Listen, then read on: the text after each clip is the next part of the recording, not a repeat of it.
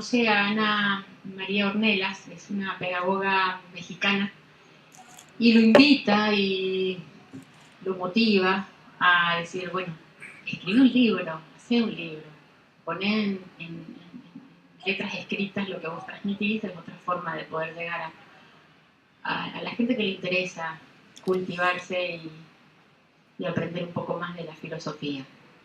Bueno, lo inspiró, lo motivó, y me parece una persona muy importante porque logró convencerlo.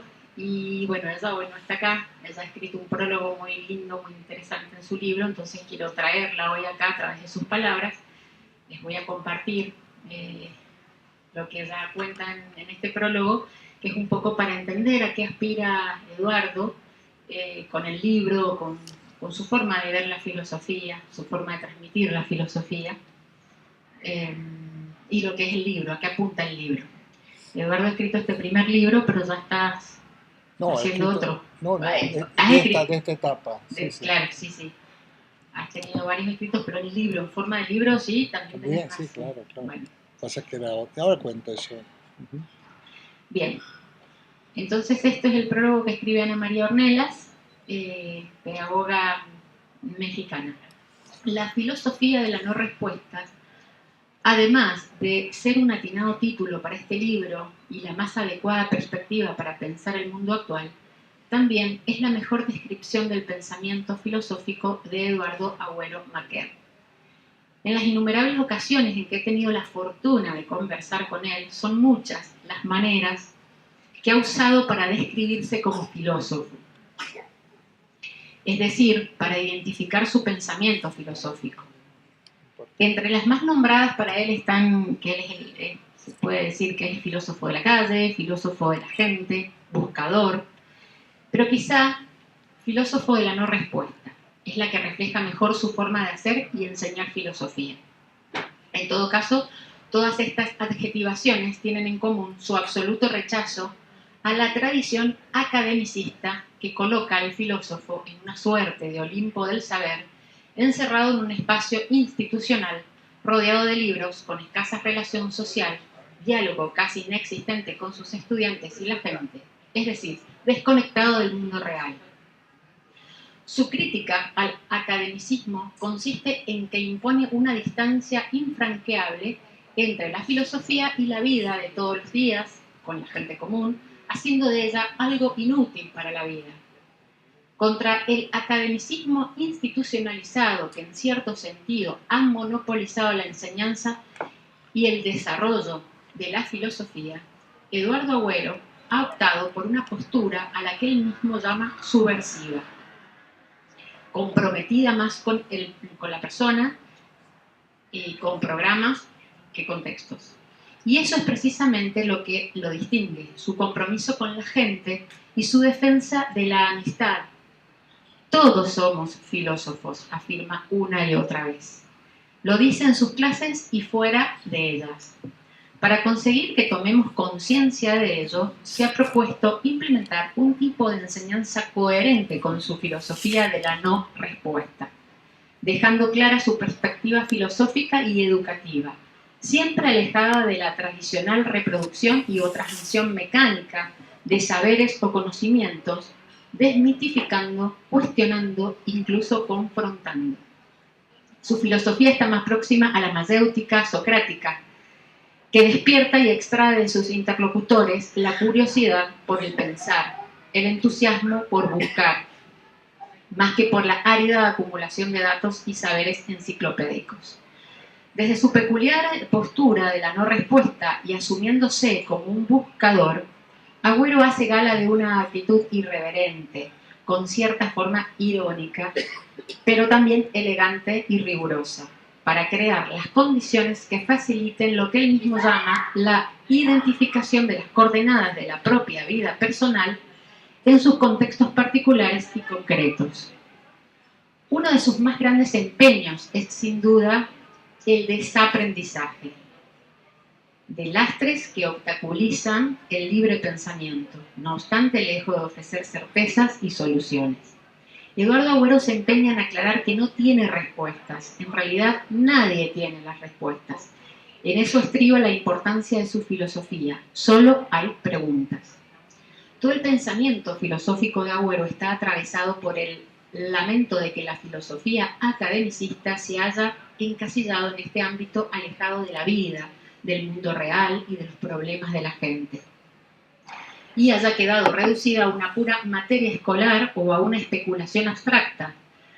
A través de sus clases, sus charlas y conversaciones, muchas de ellas plasmadas en este libro, podemos constatar cómo Agüero simbólicamente retoma la práctica socrática de llevar la filosofía a la gente, haciendo preguntas, desafiando a sus alumnos y a sus seguidores a pensar como un ejercicio de reflexión crítica, más que como una pura actividad psíquica.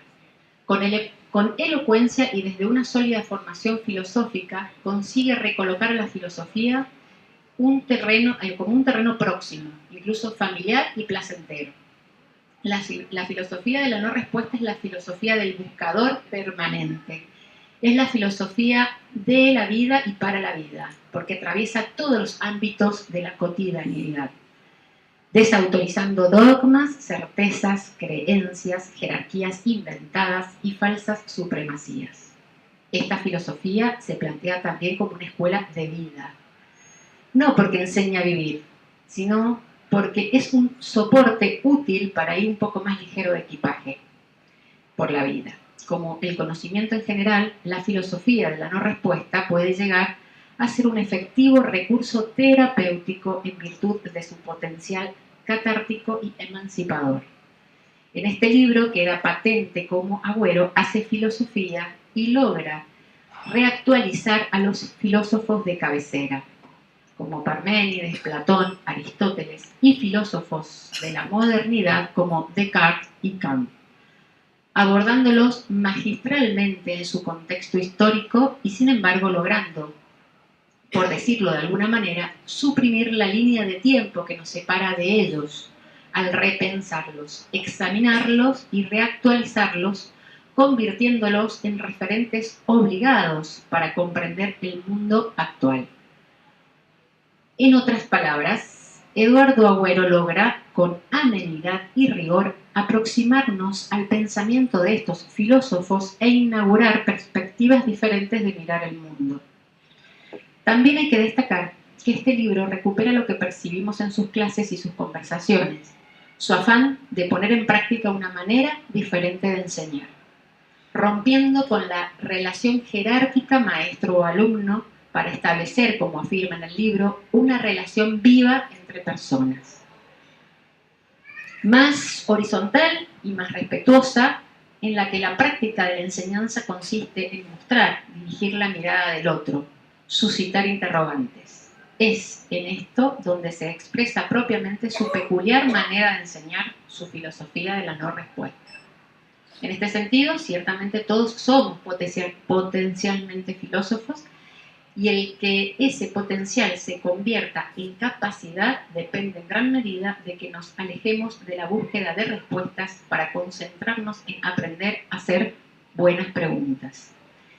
Esto es lo que hace de la filosofía de la no respuesta de Agüero una propuesta prometedora, que apunta a construir el eslabón que necesitamos para superar de una vez por todas el pensamiento único predominante en nuestra historia y cultura occidental. Sin duda, aprender a preguntar tiene un efecto pedagógico de mayor alcance, porque está más orientado a la formación del pensamiento crítico y reflexivo. Agüero considera que si hacemos un buen planteamiento, es decir, una buena pregunta, ya tenemos la mitad de la solución, teniendo en cuenta la importancia de distinguir entre un problema auténtico de uno ficticio. El auténtico aclara, se siente en el cuerpo, se refleja en el cuerpo. Aquellos que solo parecen problemas en realidad son el resultado del ángulo desde donde se los mira, e insiste en mirarlos desde otra perspectiva para darnos cuenta de que en realidad no constituyen un problema. Un rasgo especialmente interesante de la filosofía de Agüero no es la gran dosis de sentido es la gran dosis de sentido y conciencia social. Sensibilidad y empatía podrían ser los objetivos que lo distinguen. es decir, su compromiso con la gente y su inclinación por romper las barreras burocráticas que ponen obstáculos innecesarios y a veces costosos a los estudiantes y demás personas interesadas en desarrollar el propio y libre pensamiento, es decir, el pensamiento crítico. Colocar sus clases en las redes sociales o formar una comunidad filosófica abierta e incluyente ha sido, entre otras, las alternativas implementadas por él para sacar a la filosofía del aula, rescatarla del academicismo y convertirla en un auténtico banquete al que todos estamos invitados. Cierro este prólogo invitando al lector a disfrutar de este banquete, puesto en este libro, y agradeciendo al doctor Eduardo Agüero Maquern su inagotable generosidad en la enseñanza de la filosofía, su enorme compromiso social e histórico y su importante contribución con la construcción de un mundo más justo, recordando su insistencia de que no se puede ser feliz en una sociedad de personas infelices. Bien, Ana María de Los Ángeles Ornelas, de la Universidad Pedagógica Nacional de México. Y bueno, yo también los invito, como ella dice, a este banquete. Hoy lo tenemos presente acá, así que qué mejor para disfrutarlo, preguntarle o preguntarnos, como él nos invita a hacerlo. Así que bueno, adelante y disfrutemos. Bueno, pues yo le doy las gracias a Jacqueline Maimone porque no se ha autopresentado, ¿eh? Es la responsable de este espacio estupendo que yo he conocido y que me encanta y que esperemos que continuemos en algunas cuestiones. Mendoza necesita este tipo de lugares y no se me oye así, yo creo que sí, ¿no? A ver, Mendoza necesita este tipo de espacios, sí, sí, y yo espero que tenga muchísimo éxito. ¿Cuánto lleváis aquí? 4 años y medio, vamos para los 5, o sea que estamos ya están bastante afianzados. Bueno, es un lugar excelente, la verdad es que me ayudaron a conseguirlo a la distancia y estoy encantado. Además tuve la intuición de solicitarle los otros días que ella presentara esto, porque la persona que lo iba a hacer ha tenido unos contratiempos insalvables, y por lo tanto, pues no está, ¿no? Pero bueno, pues voy a decir algunas cosas, quizás, ya veremos. Depende de las ganas que tengáis. Yo le decía a Jacqueline que espero preguntas y si no me las hacéis, las voy a hacer yo. O sea, las voy a plantear yo, no necesariamente porque creo que no me puedo poner a desarrollar los distintos temas, pero sí puedo profundizar en alguno de ellos en relación a la demanda vuestra, ¿no? Bueno, lo primero, efectivamente, que esto es una aventura, lo que quiso decir ella. Yo he cumplido hace poco 50 años de profesor, 50, de docencia, son años, ¿eh? Y por supuesto he estudiado, soy una persona estudiosa, siempre me ha gustado también la relación, la filosofía es comunicación, pero por supuesto que mis estudios y lo que yo he trabajado, para que nos demos una idea, pues la filosofía de las matemáticas, la lógica, la filosofía del lenguaje. Yo simultaneé en Santa Fe filosofía con ingeniería, luego llegó un momento que tenía que optar, ¿no? Porque había unas prácticas que hacer, y en ingeniería sobre todo, y entonces dije, bueno, y me tiré por la filosofía, ¿no? Continué con la filosofía. Pero mi formación en las ciencias básicas, no soy un experto, pero bueno, he pasado por la matemática, por la física, por la química, por todo este tipo de cosas, pues también me ha ayudado a plasmar un poco lo que yo pienso, ¿no? Bueno, pues he escrito bastantes cosas en esta línea, pero precisamente fue Ana María Ornelas en México donde me anima a que yo esto lo tenía que poner en papel. Digo, no, yo ya no, este tipo de cosas. Dice, no, tú tienes que hacerlo. Y bueno, entonces esta propuesta es para poder presentarla, aunque yo tengo mis intervenciones, mis clases están grabadas, mi universidad de alguna manera nos instaba a grabar las clases, ¿no? Y bueno, yo las terminé poniendo en YouTube y tengo más de 500 horas. Muchísimo. Ni siquiera, sí, en YouTube, ni siquiera 300 y pico de videos pero no de esos cortitos, algunos son de 2 horas, o sea que son disuasorios, son videos disuasorios. Hay gente que me dice que los ha visto, pero bueno, tienen un mérito impresionante. Bueno, vamos allá. Este libro tiene, en realidad es un primer volumen, porque yo iba a hacer más, hay un segundo volumen. Tuve algunos contratiempos y no lo pude terminar, se me atrasó un poco y le di carpetazo, como decimos en España, y lo publiqué, porque hacía falta y la gente me lo demandaba. Este libro tiene parte de lo siguiente. El primer capítulo, a ver, lo titulo yo. El primer capítulo dice la filosofía como escuela de vida. Efectivamente, sí, la filosofía como escuela de vida, ¿no?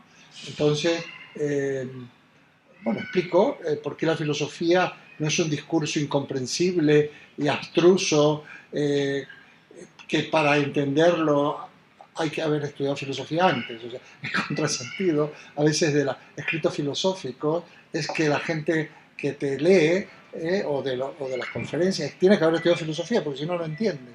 Entonces yo me pregunto, ¿una filosofía que no se entiende sirve para algo? Tenemos tiempo y tenemos que emplear. Hay que estudiar, por supuesto que hay que estudiar, porque ya hablaremos de la relación entre el estudio y una filosofía de la calle, como le llamo yo. No se empieza por una filosofía de la calle, pero por supuesto que debe ser entendida. Ortega se decía que la claridad es la cortesía del filósofo, muy conocida esta frase. Si vosotros no me entendéis, tenéis que ir. ¿Qué hago yo aquí? ¿Para qué estoy? Hay gente que dice, he ido a una conferencia de un señor, debe haber sido muy profundo porque no entendí nada. Debe ser muy profundo, yo no he entendido nada. Pues se entiende. Se trata de que se entienda. Bueno, pues entonces explico que la filosofía nace en Grecia como escuela de vida. Los pensadores griegos en el foro, en la plaza, ¿no? Formaban a los jóvenes. ¿Para qué? Esto también es muy importante. Lo formaban para poder participar en la política. ¿Qué es la política? Pues la actividad propia de la polis, o sea, de la sociedad. De la polis se puede traducir por ciudad, pero también por comunidad política. Entonces, como de alguna manera esa democracia, habría mucho que hablar, ¿no?, de ella, pero era una democracia distributiva, solo iban hombres, por supuesto, y griegos, ¿no?, ciudadanos, no eran extranjeros, pero se discutían las cuestiones. Y para poder realmente discutir tienes que tener una formación. Entonces, eran maestros para que el ciudadano, esos jóvenes ciudadanos, pudieran participar en la vida de la polis. Interesante sería que los ciudadanos de los países pudiéramos participar de alguna en la problemática social y política del país o de la polis en la que vivimos. Y no nos dejemos, como decimos en España, comer el coco por la propaganda mediática que normalmente la dirigen siempre los poderosos. Aquí nadie piensa como quiere. Aquí piensa cómo nos modula la mente los medios que están en manos de los grandes poderes económicos. Entonces, esto es terrible, porque el ciudadano normal se termina creyendo lo que machacan una y otra vez en los distintos medios. Ya sabéis que esto es un método nazi. Una mentira muchas veces repetida se convierte en una verdad. Tenemos que tener mucho cuidado con los fascismos que se nos avecinan, que no han desaparecido los fascismos y se vuelve a ellos como salvadores en cualquier momento. Bueno, entonces necesitamos esa escuela de vida. ¿Cómo se hace? Bueno, pues la gente puede estudiar filosofía, pero estos foros, que en Tres Cantos es muy interesante, porque habría que hablar en su momento, la Universidad Popular es algo modélico, es una universidad libre, libre que sí que no se emite títulos, y hay un movimiento internacional de universidades populares, hay una muy importante en Caen, en Francia, donde hay un filósofo estupendo que se llama Michel Onfray, que yo recomiendo, tiene muchísimas obras. Bueno, pues se trata eso de que se debata. Yo tengo gente, los que acuden a estas cosas, a pesar de todo, son gente con una formación. Porque a veces hay como unos muros imposibles. Yo digo, a veces no bajan de los cerros a escucharnos, pero bueno, ya bajarán, no lo sé. Ojalá. siempre hay un trasfondo de formación, de ser ilustrado, pero bueno, esto está bien, al contrario, esto tenemos que ensancharlo. Bueno, yo tengo, por supuesto, médicos, abogados, ingenieros, tengo un general de división, por ejemplo, Andrés, estupendo interlocutor, y tengo de todo. Entonces, realmente se debate.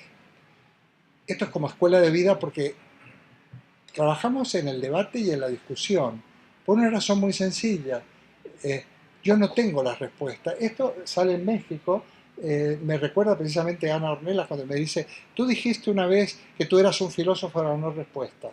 Me dice, podría ser el título del libro, y de ahí salió. Yo le iba a poner la filosofía como escuela de vida, y quedó como subtítulo, ¿no? No tengo respuestas porque nadie tiene las respuestas. A ver, ¿qué significaría tener las respuestas? Significaría que existe la verdad. Que existe la verdad.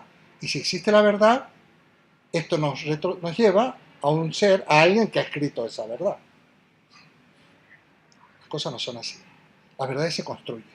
Las verdades son consenso. Nos ponemos de acuerdo. Vamos poniéndonos de acuerdo en que esto es bueno para nosotros como individuos y para la sociedad en la que vivimos, y para eso hace falta mucho debate, hace falta matizar, hace falta realmente contemplar diversas perspectivas. Yo hablo de relatos, en mi segundo volumen estoy hablando de los distintos relatos válidos que confluyen en la consecución de una sociedad más justa y de una individualidad más feliz. Serían los grandes polos. Bueno, esto es escuela de vida. El segundo capítulo, aquí hay muchísimas cosas, ¿eh? El segundo capítulo es algo así como aprender de la historia de la filosofía. ¿Qué quiere decir esto? Bueno, que a pesar de que yo digo que no hay respuestas, claro que las ha habido. A lo largo de la historia se han ido dando respuestas. Aquellos filósofos perennes, permanentes, ¿no? Es una de las inmortalidades más impresionantes, el poder leer a Platón y dialogar con Platón, aunque se haya muerto hace 2500 años, proponían cuestiones respuestas muy importantes, y como los problemas se van a volver a repetir, se repiten, porque las respuestas a una problemática es vigente una temporada, y luego eso pierde vigencia y hay que volver a ponerse en camino, ¿no? para buscar nuevas soluciones.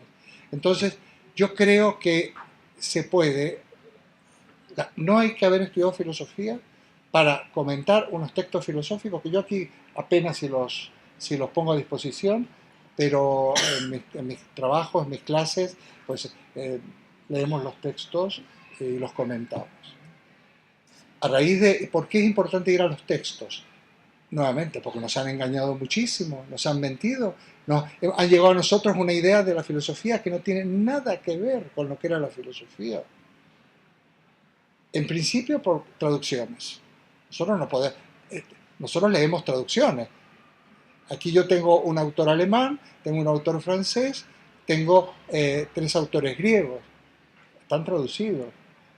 ¿Por qué he puesto esto? Bueno, por una razón muy sencilla, porque yo estudié griego clásico, no es que lo hable porque nunca se habló, pero sí lo puedo leer y puedo cotejar, porque el francés lo entiendo y el alemán también, y entonces, y además son filósofos clave, entonces yo puedo traducir, yo no me conformo con las traducciones que ofrecen por ahí.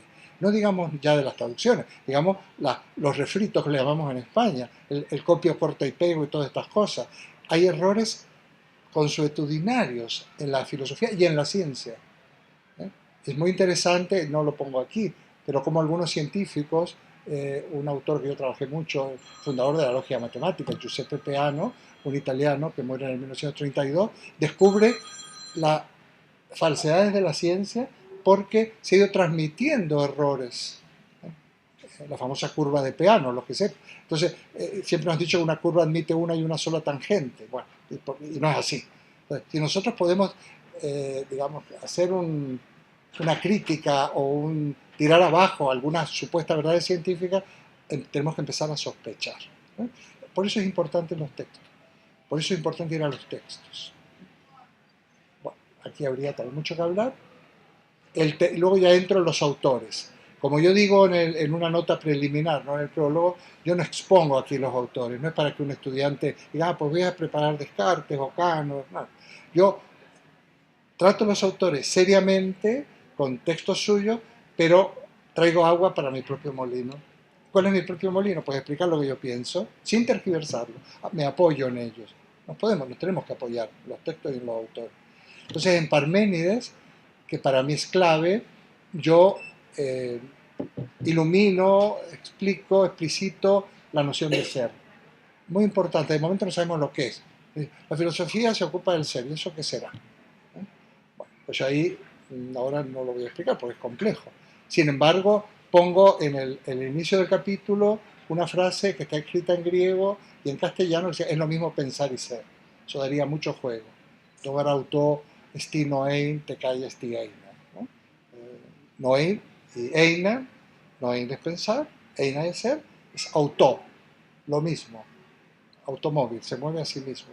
El griego, yo doy incluso unas pequeñas, digamos, explicaciones en griego porque, para que la gente no se frene, para que nos animemos a penetrar en las cuestiones. Platón y la filosofía. Ya sabéis que Eros no existió, no escribió, claro que existió, nada. Por eso cuando leáis en el muro de Facebook una frase firmada por Sócrates, perdón, que Sócrates no escribió nada, pues desconfiad porque no lo ha firmado. ¿Eh? Ni Saramago firma las cosas que le endilgan, y le endilgan unas cosas, estas especies de placas así espantosas. Saramago dice, el hijo es alguien que te dio Dios para no sé qué, que no es tuyo. Y Saramago no creía en Dios. Jamás podría haber dicho eso, yo lo conocí a Saramago. Queda bonito, pero no lo escribió Saramago. Digo por si os gusta. Hay Platón escribe diálogos. Platón se lo puede leer muy bien. Parménides no lo aconsejo, porque si leéis esto y hablamos, yo os doy las claves y se puede leer Parménides, pero de Parménides hay unos fragmentos que serán 2 páginas y pico de lo que se ha conservado. En cambio, en Platón los diálogos platónicos los venden aquí en esta librería seguro, ¿no? Entonces, completos. Hay obras completas, hay sueltos de A3, y hay un diálogo precioso que se llama El banquete, en donde, o del amor. Es un diálogo que trata acerca del amor. En un momento dado, le preguntan a Sócrates, porque Sócrates es personaje de Platón en los diálogos. Y siempre que habla Sócrates hay que estar atento porque está Platón detrás. O sea, hay varios personajes, casi todos reales, está Platón detrás. O sea, el que nosotros conocemos es el personaje Sócrates. Le dice, oye, tú Sócrates estás muy callado. Es una comida como la que vamos a hacer mañana. Me podéis preguntar por el amor, o mejor le podemos preguntar a Mario, o al Tito, o al Lito. Y Sócrates dice, bueno, yo voy a contar lo que me contó una extranjera de Mantinea que se llamaba Diotima. Y le cuenta un relato. Diotima, a su vez, le cuenta, dice, mira, cuando nació... perdona, uy, qué desastre. Sí, no, es que está bien. Diotima, ay, qué mal, no me habéis escuchado casi nada. Bueno, Diotima le dice, mira, cuando nació Afrodita, Venus, el romano, Zeus, su padre, hizo una gran fiesta, un gran banquete, e invitó a todos los dioses. Estaban todos ahí. Todos, absolutamente todos. Pero había una diosa que no la invitó, que se llamaba Penía. ¿Por qué? Porque la diosa de la pobreza.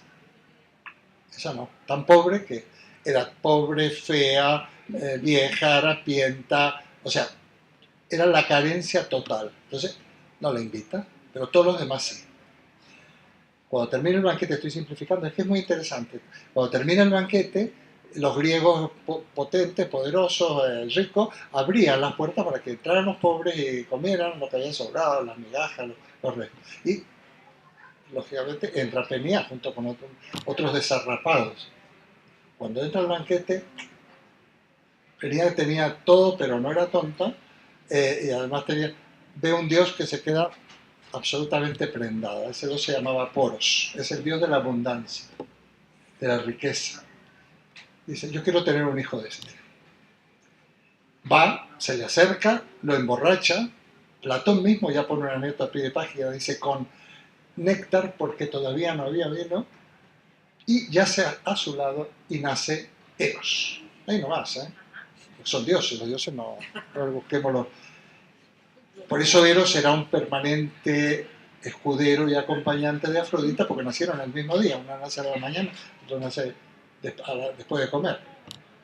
Bueno, y entonces lo interesante es quién es Eros. Fijaos, Eros es hijo de Poros, o sea que es el recurso, la capacidad de buscar, la capacidad de conseguir, pero al mismo tiempo es hijo de Penea, por lo cual está condenado que todo aquello que consigue lo pierde, lo va a perder. Pero no hay ningún problema, porque lo vuelve a buscar, se vuelve a poner en camino. Bueno, es interesante este personaje, porque Eros es, por un lado, el amor. Podríamos hacer un seminario solo sobre el amor. El amor está condenado a crecer, porque si no crece, si se estanca, se derrumba. Decía mi amigo Enrique Duce, el mendocino, por cierto, que vive en México, decía, hablando del hombre, el que busca la vida, dice, nosotros tenemos, decía él, la seguridad de la lanzada, me acuerdo, el avión está lanzado, si se para, se cae. Está en el aire, pero está lanzado. Y la seguridad es que esté lanzado, ¿no? Bueno, estuve con Quique Dussel hace 2 años, después de varios años que no lo veía, fue muy emocionante el encuentro en México. Bueno, pues eso en cuanto al amor humano, habría muchas cosas. Pero el Eros es el auténtico filósofo, es el auténtico, también el prototipo del ser humano. ¿Se acabó? Ah, no digo hombre, digo ser humano. ¿Por qué? No importa, no importa. ¿Puedo postar la voz? Bueno, es el auténtico ser humano. Esto también es un poco el prototipo. Pero Eros es aquel que reconoce que no sabe y busca. Es el filósofo.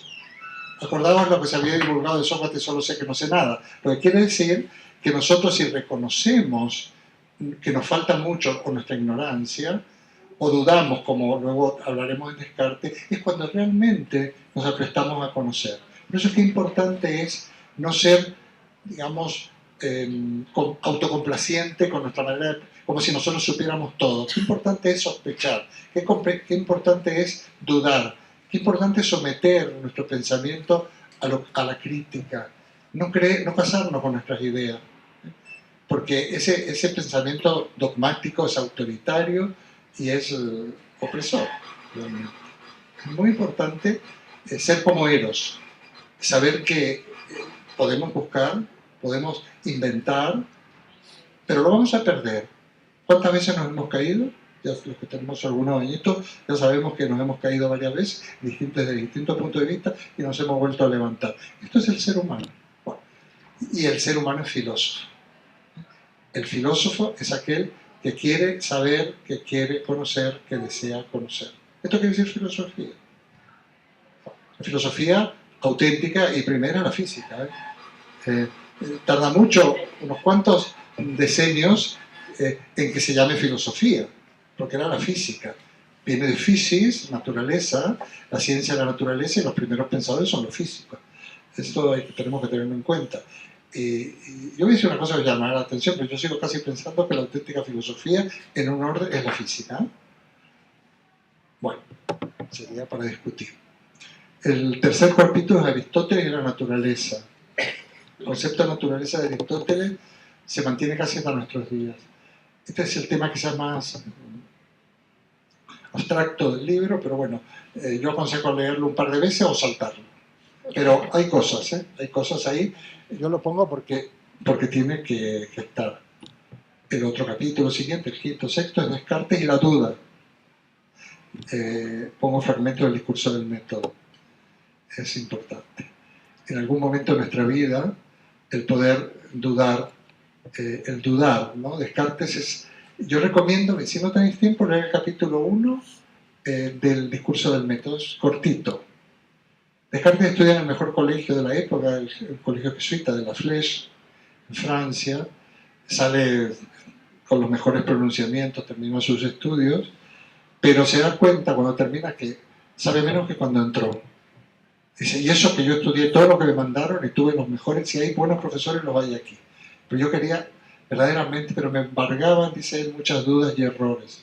Entonces cierra los libros, abre el libro de la vida, se enrola en la guerra de 30 años de soldado de fortuna, bien situado porque era de buena familia y era la manera de subvencionarse para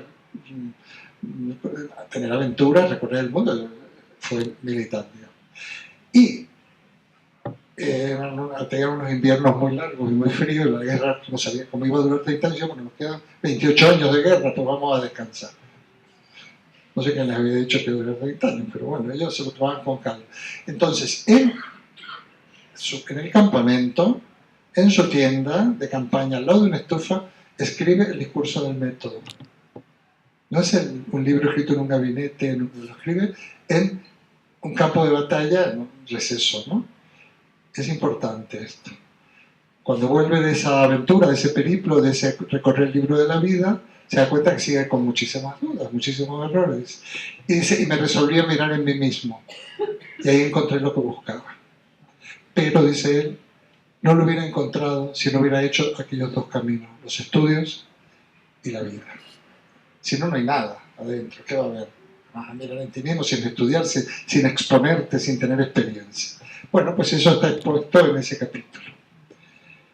El quinto filósofo es Kant, y pongo yo y la razón.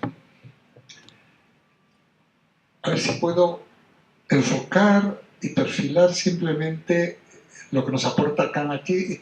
Vamos a, como si tuviéramos una cámara reflex, lo vamos a enfocar. Kant distingue entre la razón pura o teórica y la razón práctica. Es crucial. Y aunque alguno no haya pensado en esto o no haya leído Kant, veréis cómo lo habéis tenido que usar, y que si no lo usamos bien, podemos tener muchos problemas. A ver, la razón teórica, la razón pura se dedica a la crítica de la razón pura, a la fundamentación de la física. Él era un gran admirador de Newton, ¿no? Filósofo, los pensadores de la Ilustración eran por un lado Rousseau, por otro Isaac Newton, Kant, era una playa de gente impresionante. Es la razón que encargada de formular los juicios científicos, o sea, los enunciados científicos, demostrados convenientemente según la metodología de la ciencia.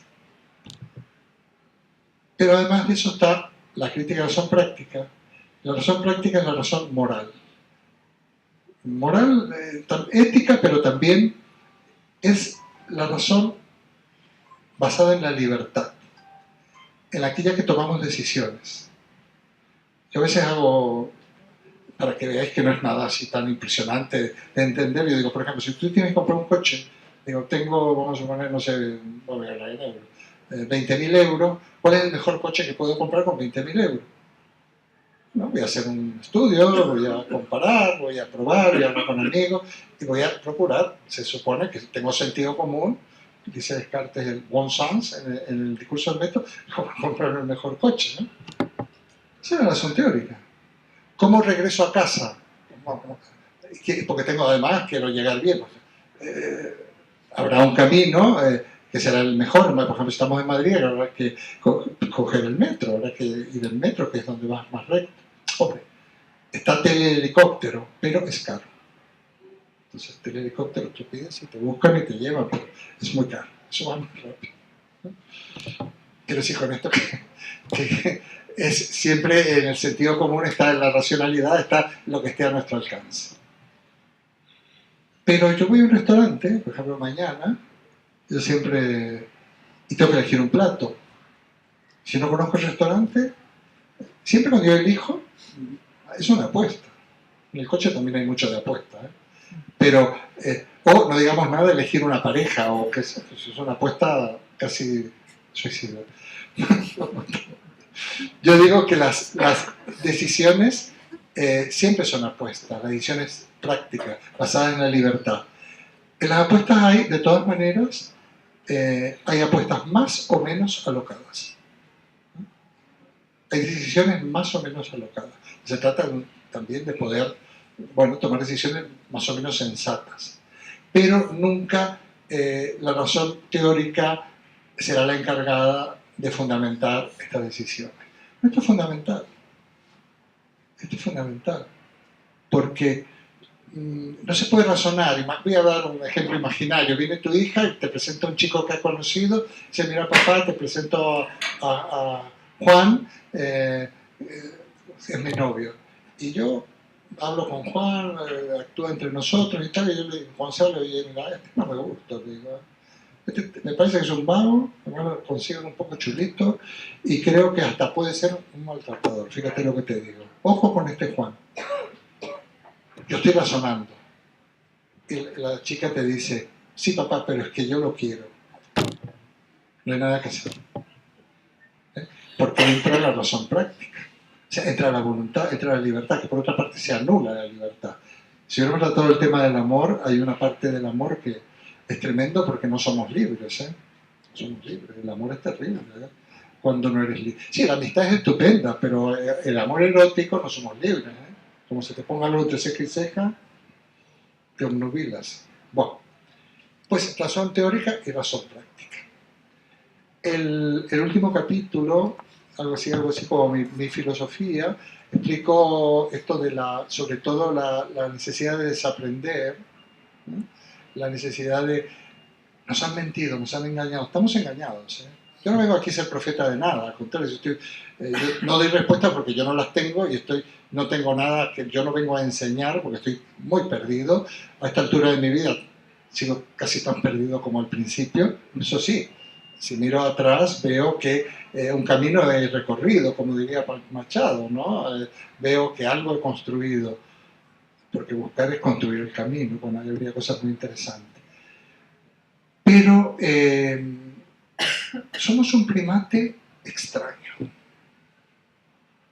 Un buen día se desarrolla nuestro cerebro, no sé qué cables se cruzan ahí, inventamos divinidades, inventamos inmortalidades, creemos que no vamos a morir nunca y además nos resistimos a pensar que algún día nos vamos a terminar, porque vamos a durar siempre. Es más, todo lo que no consigamos aquí, mira, lo vamos a conseguir en otra vida, es estupendo, ¿no?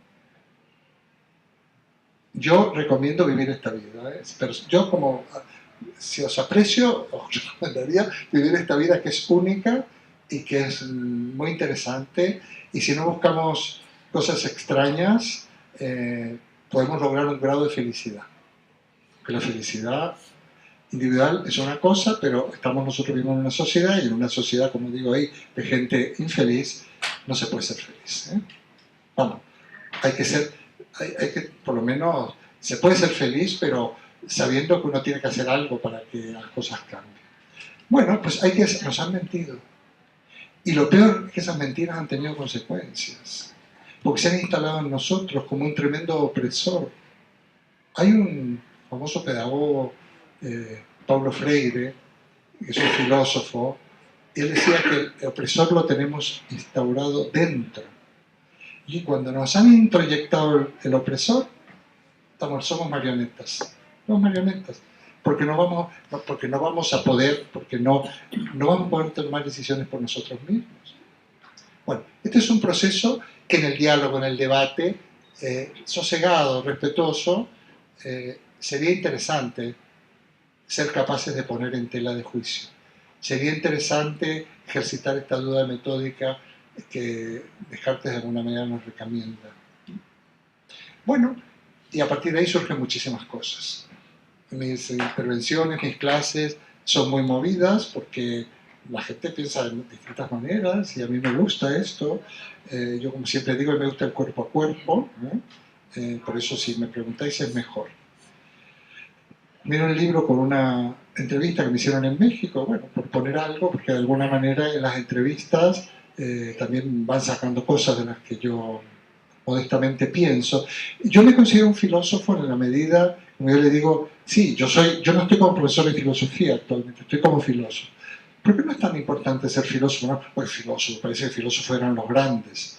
No, yo soy filósofo porque tengo un pensamiento, unas propuestas y me comprometo con ellas. Estoy dispuesto a seguir adelante con estas propuestas. Dicen por ahí, ya no hay filósofos. Y yo contesto, menos mal, menos mal. No necesitamos a los filósofos, no necesitamos a los grandes profetas, no necesitamos a los grandes popes. Ya no hay filósofos. Claro que no, mejor, porque está distribuida la filosofía. Hay que seguir estudiando. Pero un filósofo, esto que parece que se inventaba, que nunca ningún filósofo inventó ninguna teoría, ¿eh? Los filósofos dieron respuestas a una problemática de una época. Luego los comentaristas estructuraron sus pensamientos en teorías. filósofos no inventaron. A nadie se le ocurre bien inventar una filosofía. ¿Eh? ¿Qué quiere decir que no hay filósofos? No tenemos un señor que no, es que no tiene que haber. Y esto han cambiado los tiempos. Bueno, los filósofos actuales, hoy me preguntaban en la radio, bueno, ¿cuál es la problemática? En la radio, en las entrevistas, son las preguntas a bocajarro. Bueno, pues la problemática de nuestra época, ¿no? La filosofía tiene que pensar y tematizar aquello que nos interpela, ¿no? Pero todos, no el filósofo, no el profesor, no el que escribe, no, todos. ¿Por qué? Porque lo que se compromete es nuestra felicidad. Y ojo que también se nos ha hecho creer que a partir de una determinada edad ya nos podemos sentar a tirar a la Bartola, como en España y en Argentina también se dice. Pues no, señor. A estas edades es cuando más necesario es que pensemos, que organicemos nuestra vida. O sea, vamos a ser longevos. Lo digo, es un vamos de cortesía hacia mí mismo. Pero bueno, muchos de nosotros estadísticamente vamos a llegar a edades, o van a llegar a edades muy avanzadas, estadísticamente más las mujeres que los hombres y tal.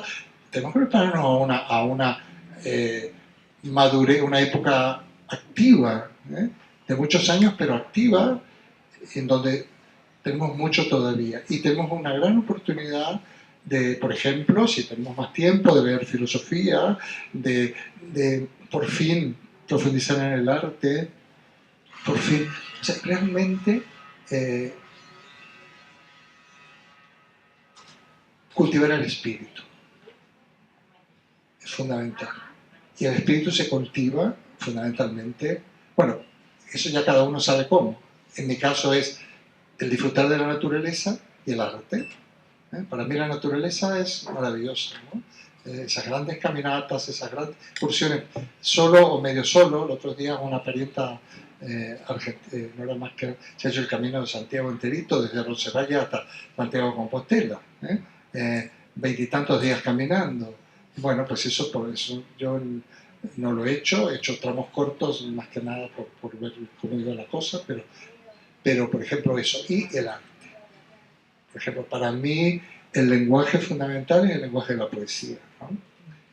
Hay un autor que se llama Wittgenstein, con W, Wittgenstein, que escribió un libro cuando es bastante joven. Él fue discípulo, fue a estudiar con Bertrand Russell a Cambridge, y escribe se llama Tractatus Logico, lo escribe en latín.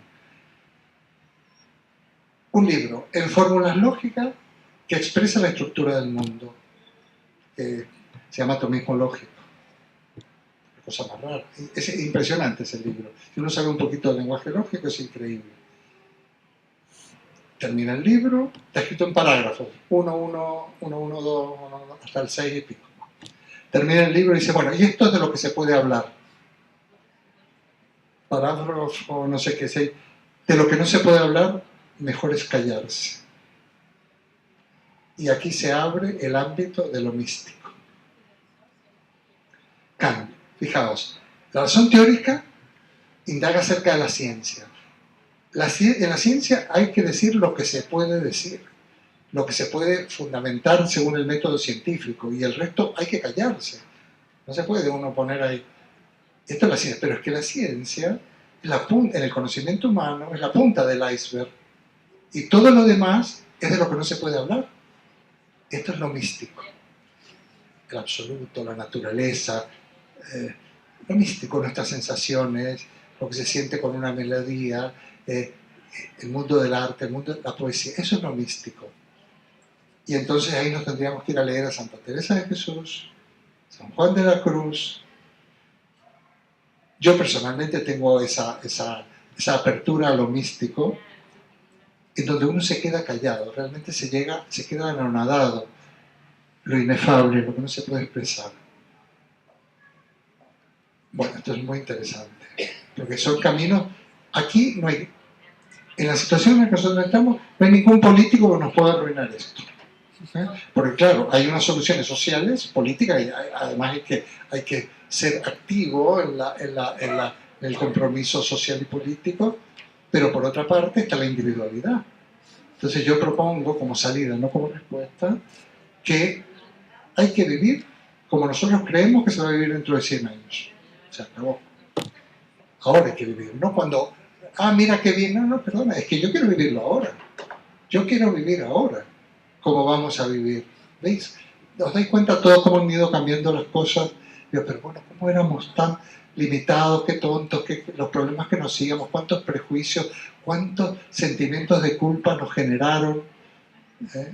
Estoy releyendo El malestar de la cultura de Freud, es una joya. Yo lo había leído con 20 años, ahora lo estoy releyendo, es una maravilla. Y nos explica cómo nos han sojuzgado, inyectándonos un sentimiento de culpa donde nos sentimos culpables solamente porque existimos. Casi nos sentimos culpables de estar sanos, o nos sentimos culpables de estar contentos, porque una cosa es la solidaridad y otra cosa es, digamos, enfermarse respecto a cosas que yo no puedo resolver. Yo tengo que actuar con justicia en el mundo en el que vivo.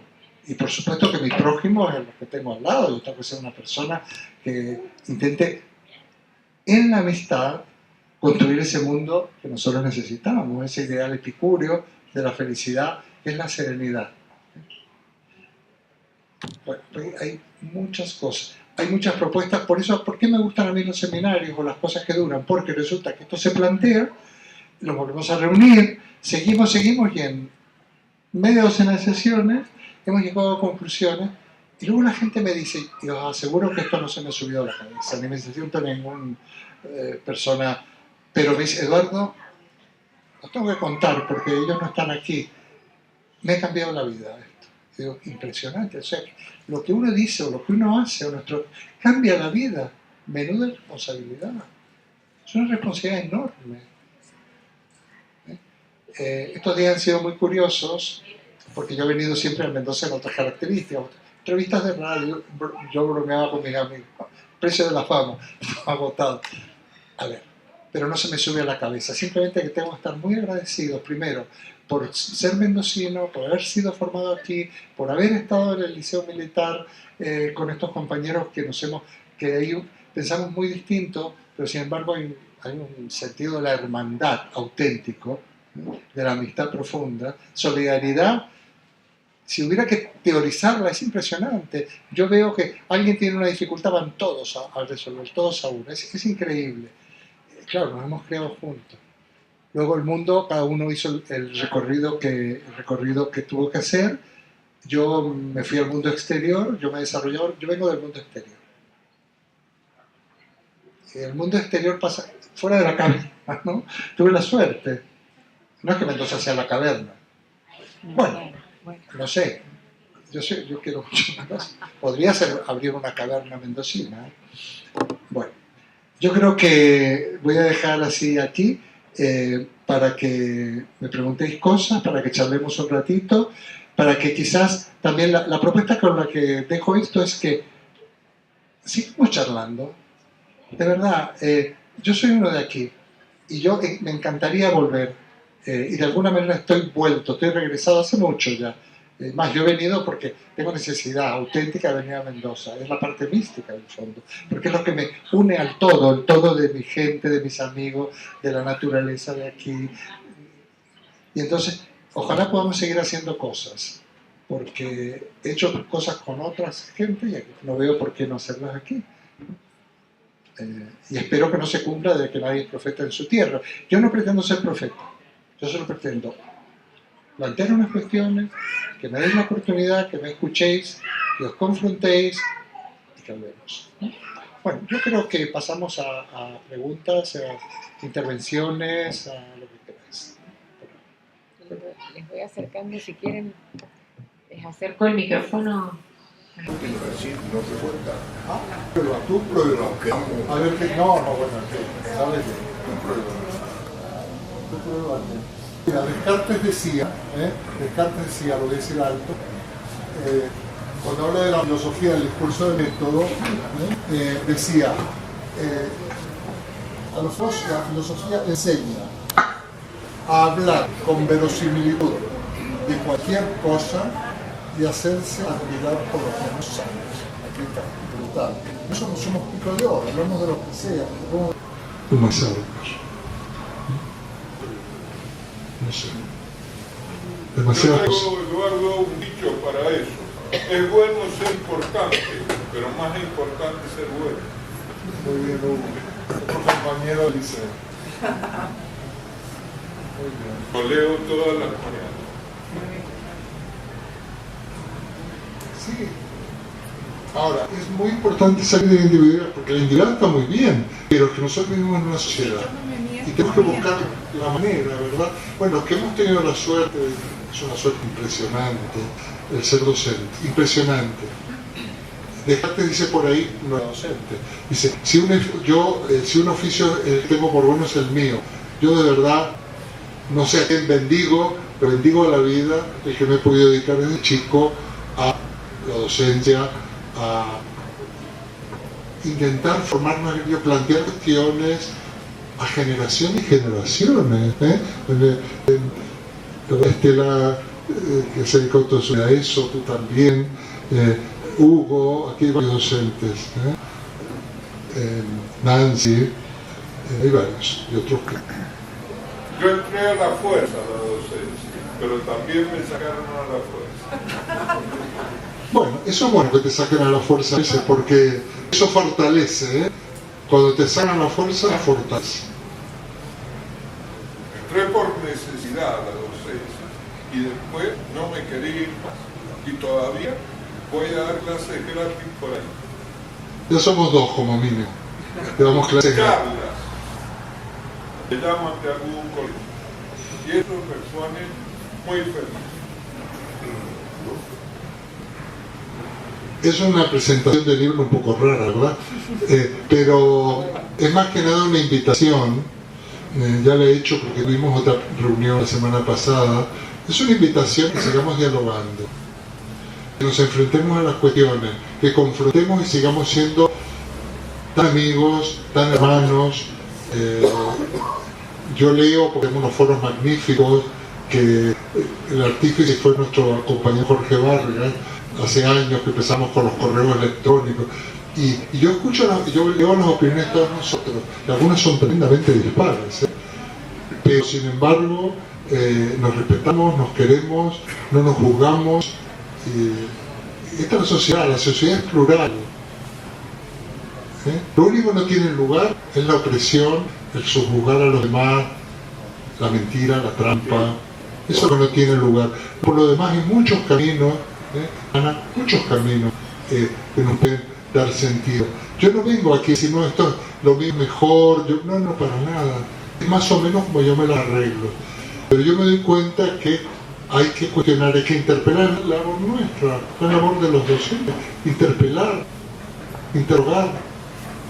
Y sobre todo, cuando hemos, alguna vez iniciamos la diáspora, es una metáfora que me gusta mucho, hablábamos mucho con Duce hace muchísimos años, él tenía una historia de la Iglesia de América y de América Latina, y hablaba de la diáspora del pueblo de Israel, y la travesía del desierto y todas estas cosas. Cuando entras en esa diáspora, ya no quieres salir más de ella, porque somos nómadas del pensamiento, nómadas de la búsqueda. Hay otro filósofo, se llama Michel Onfray, que habla de que estos actos, estas situaciones son micro-resistencias. Somos resistentes. Una resistencia de qué? Como si fuera en la guerra, ¿no? Somos resistentes a ese pensamiento único, a la estupidez, al obnubilarnos. Queremos pensar, queremos ser seres humanos, queremos ser felices, tenemos derecho a ser felices, derecho. Es importante. Siempre se puede ser feliz. Claro, hay una cuestión de carácter, ¿no? De repente ves la botella medio llena y medio vacía. Yo siempre la he visto medio llena. A mí estas las cosas malas me parece que son una oportunidad, ¿no? Y yo he pasado muchas cosas mal. Cualquier persona de mi edad son muchas cosas malas. Muchas. Entonces es una invitación a la filosofía y a que continuemos.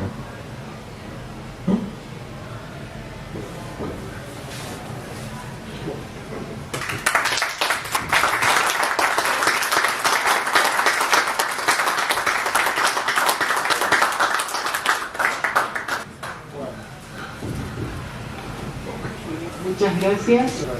si quieren que les firme, les dedique el libro que